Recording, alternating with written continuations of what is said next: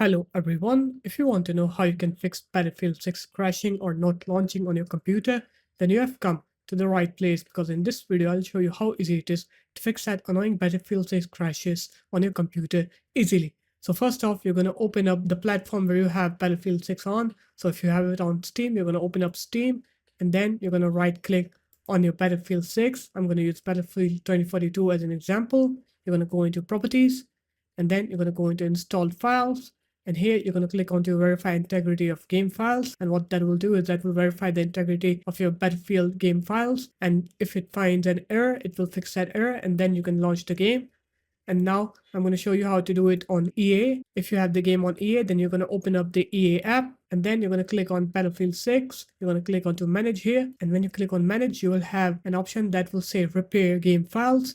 So you'll click on that repair game files. I don't have that option in here because I have the game on Steam. So there it is guys, that's how easy it is to fix Battlefield 6 crashes. If you found this video helpful, make sure to leave a like, comment and subscribe to the channel and I'll see you in my next video. Peace.